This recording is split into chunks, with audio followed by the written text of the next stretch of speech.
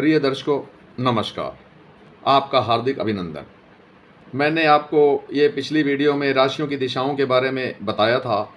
आज इस वीडियो में हम यह विचार करेंगे कि कौन सा दिन किस दिशा की यात्रा के लिए शुभ होता है, जो कि इन राशियों की दिशाओं से ही पता चलता है।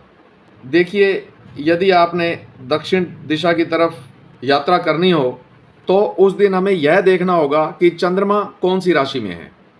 यदि चंद्रमा इन 3 राशियों में से किसी एक राशि में है, 2 नंबर की वृष राशि, 6 नंबर की कन्या राशि, 10 नंबर की मकर राशि, इन तीनों राशियों में से किसी एक राशि में स्थित है तो आपकी यात्रा शुभ होगी। यदि चंद्रमा इन 3 राशियों में से किसी भी राशि में नहीं है तो हमें यह देखना होगा कि ये जो दाएं हाथ वाली 3 राशियां पड़ती हैं, क्योंकि ये क्लॉकवाइज चल रहा है तो दायां हाथ इसका ये पड़ेगा। हम दक्षिण की तरफ जाना चाहते हैं तो इसलिए इसकी दाएं तरफ वाली राशियां ये पड़ेंगी।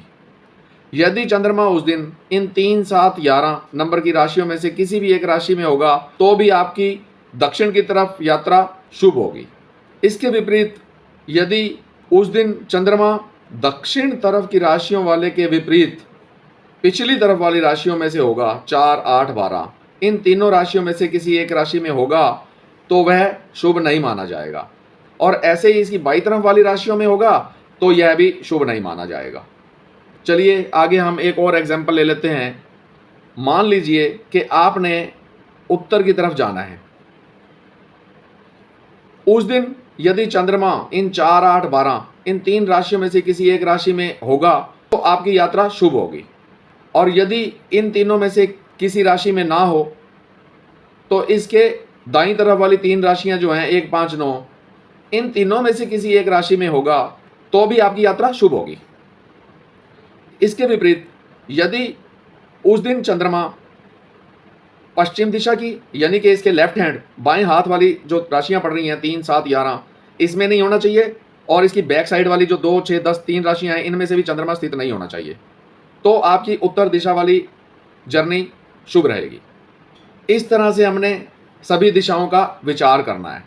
मान लीजिए कि हमने पूर्व दिशा की ओर जाना है तो उस दिन चंद्रमा की स्थिति को देखना होगा कि चंद्रमा इन 3 राशियों में से किसी एक राशि में हो या इसके दाईं तरफ वाली जो 3 राशियां हैं इन तीनों राशियों में से किसी एक राशि में स्थित हो, तो आपकी यात्रा शुभ होगी।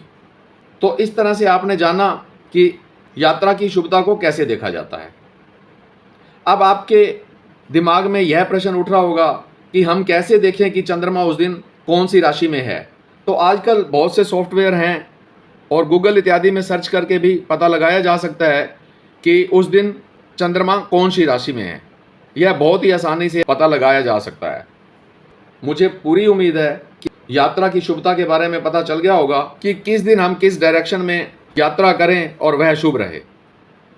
मेरी अगर ये वीडियो आपको अच्छी लगी हो तो कृपया इसे लाइक करें, शेयर करें और आप अपने इस चैनल को सब्सक्राइब करें और बेल आइकन का बटन दबाना ना भूलें।